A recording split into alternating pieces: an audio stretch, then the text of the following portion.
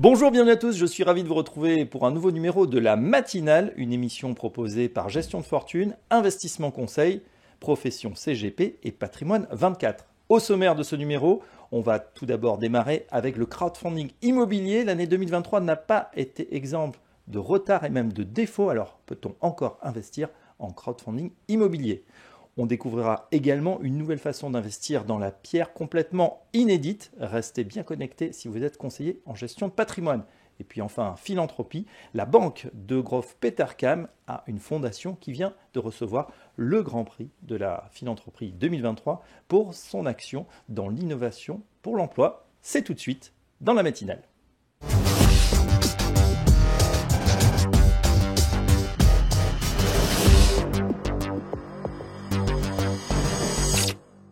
Bonjour, bienvenue à tous. Et pour commencer cette matinale, cette question, est-ce qu'on peut encore faire du crowdfunding immobilier en 2024 ? C'est la question qu'on va poser à notre expert. Notre invité, c'est Benoît Bazocchi. Bonjour Benoît. Bonjour Fabrice. Vous êtes le président de Fondimo et avec vous, on va parler justement de ce crowdfunding immobilier. Que faire en 2024 après, c'est vrai, une année 2023 un petit peu compliquée, notamment au niveau de l'immobilier. Mais tout d'abord, présentez-nous Fondimo.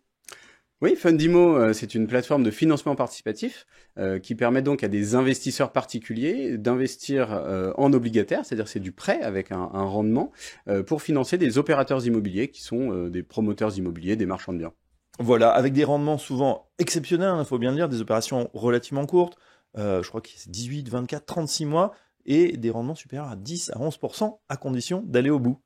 C'est ça, c'est-à-dire que les durées des opérations que nous finançons, qui sont des opérations de construction, des opérations de rénovation, sont des opérations qui durent entre effectivement 6 à 36 mois et avec des rendements qui sont proposés aux investisseurs qui ont évolué ces derniers mois avec la hausse des taux d'intérêt et qui aujourd'hui sont effectivement de l'ordre de 11%. Voilà, 11%, une prime considérable par rapport au taux, même sans risque, même si celui-ci a bien sûr été relevé. Je le disais, à condition d'aller au bout, puisqu'on a eu, avec cette crise immobilière, on peut parler d'une crise en 2023, eh bien pas mal de retard sur certains chantiers. Est-ce que justement, Fondimo, vous avez constaté également ces retards, ces difficultés sur certaines opérations ? Absolument. Alors, il faut bien voir ce que nous proposons de financer aux investisseurs. Ce sont des opérations, comme je le disais, de rénovation ou de construction. C'est-à-dire qu'on finance une activité opérationnelle. Et les acteurs qui sont financés par les investisseurs ont été impactés par la hausse des taux d'intérêt et par cette crise de l'immobilier dans laquelle on se trouve. Alors, il y a plusieurs raisons à ça, il y a plusieurs facteurs, il faut bien les comprendre. Il y a d'abord le fait que quand on construit ou on rénove un bâtiment, ensuite il faut le vendre. Et la hausse des taux a diminué la capacité d'emprunt des acquéreurs, donc ça veut dire que les opérateurs portent plus longtemps leur stock. Et puis par ailleurs, la hausse des coûts des matières premières, des travaux, qui a été portée tout au long de ces 24-36 derniers mois, impacte aussi la situation financière des opérateurs immobiliers. Et donc tout ça fait que certains opérateurs sont en difficulté. Alors, toutes les difficultés ne sont pas forcément problématiques à long terme, puisque quand on est prêteur, on a l'intérêt, c'est que on veut récupérer donc son capital avec le rendement. S'il y a du retard, c'est pas exactement ce qui était prévu effectivement au départ, mais si à la fin c'est remboursé avec les intérêts qui continuent à courir, alors finalement le risque n'était qu'un décalage de délai. Et donc tous les retards qu'on a aujourd'hui ne sont pas forcément problématiques à la fin. Il y aura malheureusement, et on le sait aujourd'hui, vu le contexte financier dans lequel on se trouve, certains opérateurs qui risquent de faire défaut, donc on n'aura pas un taux de retour de 100% sur le capital investi. Néanmoins, tous les retards d'aujourd'hui ne seront pas nécessairement problématiques à la fin. Voilà, d'autant que ce sont des retards, si on vous comprend bien, rémunérés. Le taux d'intérêt continue à courir. Vous avez dit aussi que c'est à base d'obligations, ça veut dire, vous avez prononcé le mot, il peut y avoir des défauts, on peut perdre effectivement sur une opération, malheureusement 100%. Tout à fait. C'est-à-dire que c'est un titre financier qui est émis par l'emprunteur et en cas de défaut et de défaillance, si ça s'avérait complète de l'emprunteur, malheureusement les prêteurs ne pourraient pas être remboursés. Ouais. D'où l'intérêt, Benoît Bazocchi, aussi de disséminer son risque, là aussi, de ne pas mettre tous ses œufs dans le même panier. Il faut essayer de faire plusieurs opérations. Oui, absolument, et c'est ce que nous conseillons, nous, à nos clients investisseurs. Et c'est pour ça, d'ailleurs, que nous avons un seuil, hein, c'est sectoriel, d'ailleurs, un seuil d'investissement qui est à partir de 1 000 euros. Ça veut dire qu'à partir de 1 000 euros, on peut investir, et il faut évidemment diversifier et investir dans plusieurs opérations. Exemple, j'ai 10 000 euros, il vaut mieux faire finalement Il vaut mieux 5, faire 10 projets. Absolument, il vaut mieux faire une dizaine de projets à 1 000 euros, étaler ça dans le temps et bien diversifier. Une dernière question, Benoît Bazocchi. 2024, c'est vrai que ça s'annonce un peu plus stable au niveau des taux. Même peut-être on parle d'une baisse en fin d'année. Est-ce que, selon vous, ça va aider et finalement stabiliser, voire relancer le crowdfunding immobilier? Alors, comme je disais, le crowdfunding immobilier, finalement, on est impacté par le contexte sectoriel.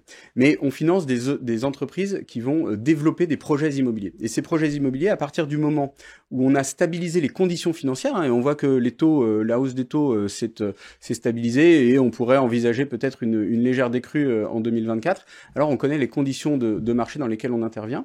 Et la situation est plutôt très favorable aux prêteurs, puisqu'on a réussi à faire passer des hausses de taux, des hausses de rendement aux emprunteurs, qui par ailleurs ont des difficultés pour se financer, avec des garanties qui sont beaucoup plus fortes que celles qu'on pouvait obtenir précédemment. Par exemple?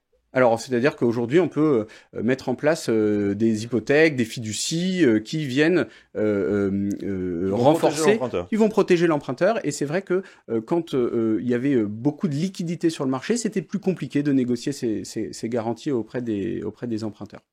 Donc l'année 2024 est probablement une année d'opportunité, une année qui pourrait être un bon millésime pour l'investissement en dette privée et en particulier en dette privée immobilière. Et d'ailleurs, vous nous avez parlé justement des entreprises qui financent aussi de plus en plus d'opérations elles-mêmes.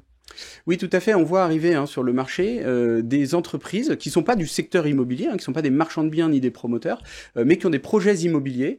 Par exemple, une cession d'entrepôt pour un achat d'un nouvel entrepôt, qui auparavant se tournaient très naturellement vers leur banque pour financer ces opérations qu'on appelle des bridges de financement, et qui, du fait de la situation et du léger retrait des banques sur le marché du financement, se tournent désormais vers nous et donc vers les prêteurs particuliers qui peuvent profiter de bonnes opportunités. Ah ben voilà, donc on peut en profiter encore pour cette année avec des rendements. Les formules des précautions, évidemment, ont diversifié au maximum plusieurs projets et puis panaché, bien évidemment. Merci Benoît Bazocchi. Je rappelle que vous êtes le président de Fondimo et à très bientôt dans la matinale. Merci Fabrice.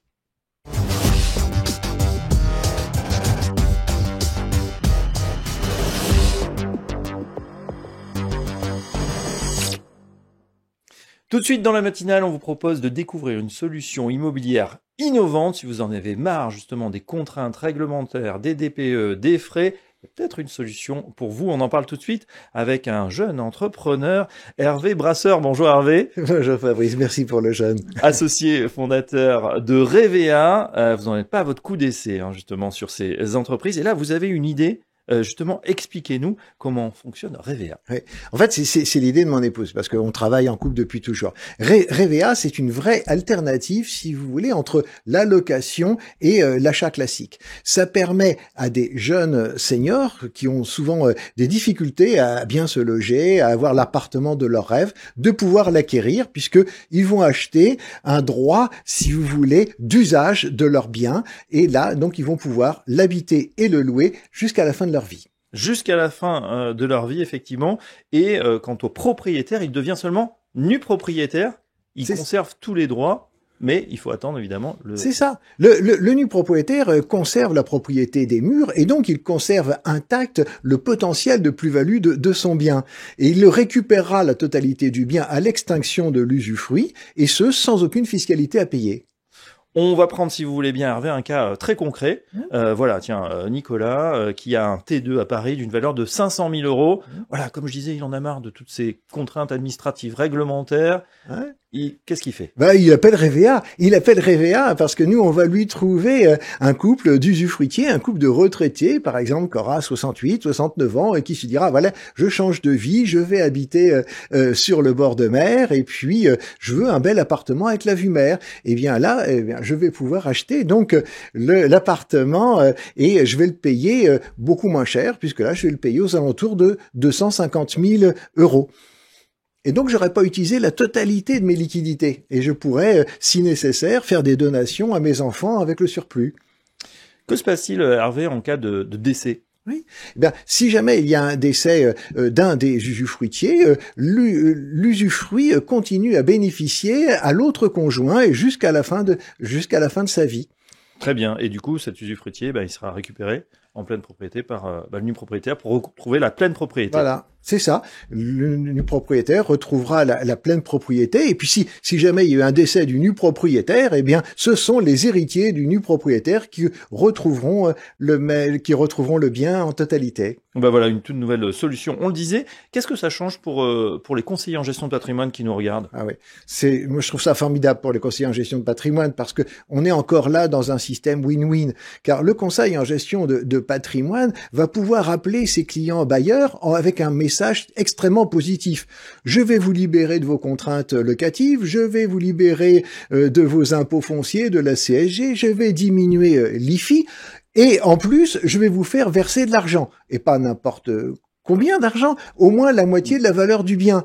Et là, en plus, si vous voulez, pour lui, il fait plaisir à son client, il a un message positif, mais lui-même, il va pouvoir placer cette collecte-là. Et enfin, si vous voulez, lui, avec ce message-là, et puisqu'il aura participé à la transaction, eh bien, il va toucher des commissions plutôt attractives. Voilà, un deal gagnant, gagnant, gagnant. Merci Hervé Brasseur pour nous avoir expliqué cette toute nouvelle solution. Donc ça s'appelle Revea. Vous en êtes associé fondateur et à très bientôt dans la matinale. À très bientôt. Merci beaucoup.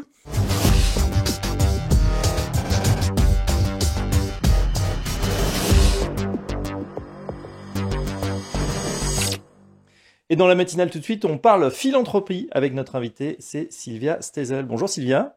Bonjour. Vous êtes directrice générale de la fondation De Groof Petercam, asset manager bien connu, qui a donc une fondation, ça fait un peu plus de 10 ans que vous vous en occupez. Présentez-nous la fondation qui vient d'être lauréat du Grand Prix de la philanthropie 2023. Alors c'est une fondation qui a 15 ans, qui a débuté vraiment dans l'environnement de l'entreprise, univers financier, où la philanthropie commençait à être discutée. Oui. Et puis petit à petit, en commençant à conseiller nos clients, etc., sur toutes les possibilités de la philanthropie, on s'est dit aussi, mais faisons-nous aussi le travail d'avoir une philanthropie efficace et stratégique.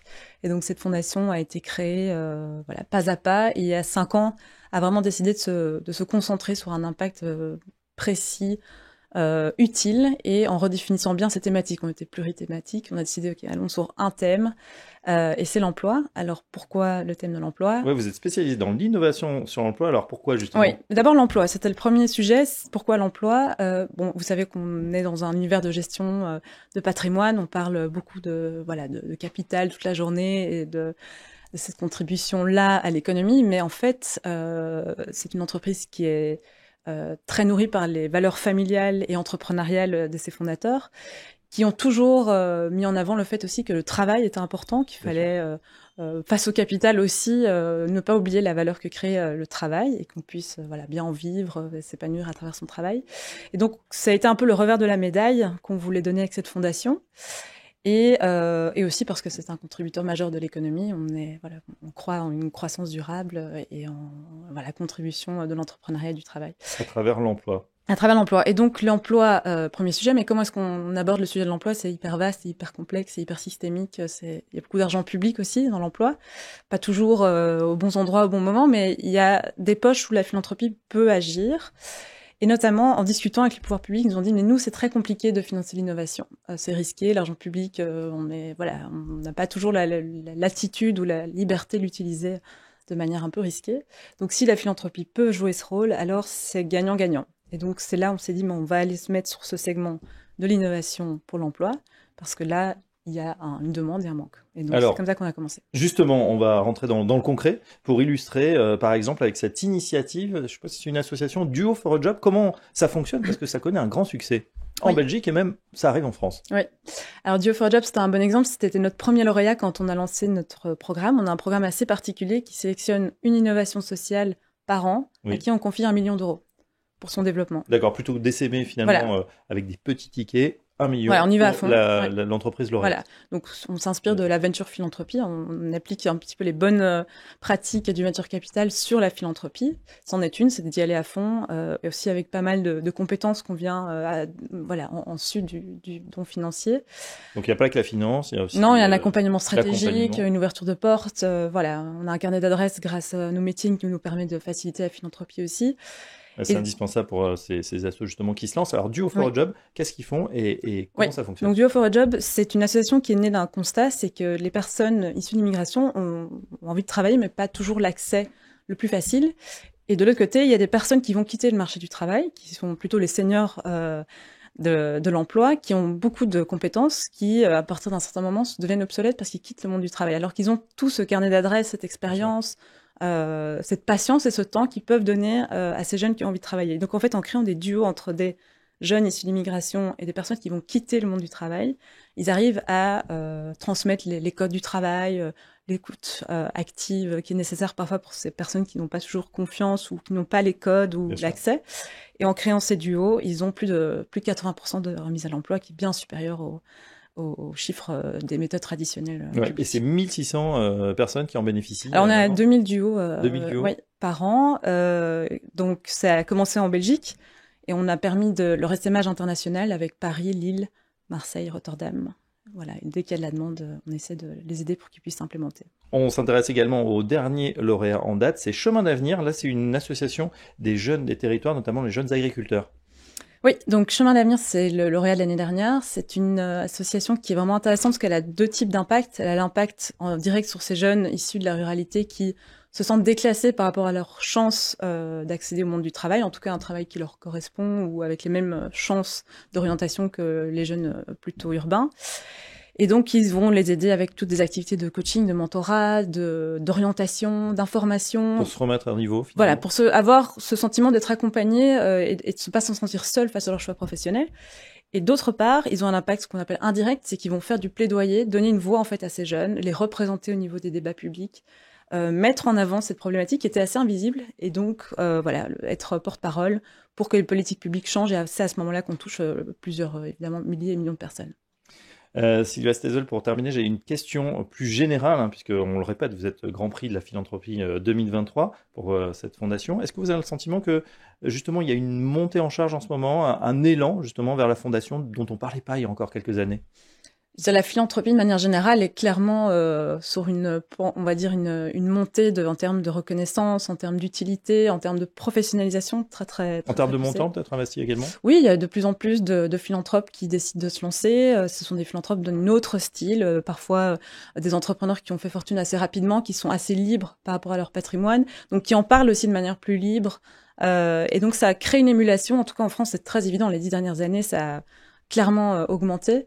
En Belgique aussi, plus doucement, on va dire, on est dans une philanthropie qui est encore assez personnelle, dont on parle moins, mais qui commence vraiment à être de plus en plus professionnelle aussi. Et avec des ambitions, on se rend bien compte que c'est nécessaire. Et donc, il y a vraiment ce souci d'être utile avec des moyens qui peuvent vraiment faire la différence s'ils sont réfléchis.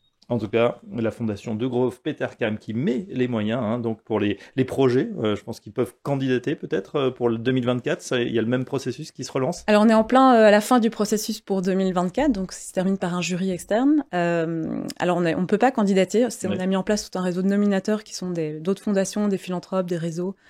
C'est comme dans le cinéma. On vous nomine et si vous êtes nominé, vous êtes potentiellement dans les finalistes et il en reste un au bout du chemin. Et ben voilà, en tout cas, bravo pour ce Grand Prix de la philanthropie 2023. Sylvia Stezel, je rappelle que vous êtes directrice générale de la fondation De Groof Petercam et à très bientôt dans la matinale. Merci.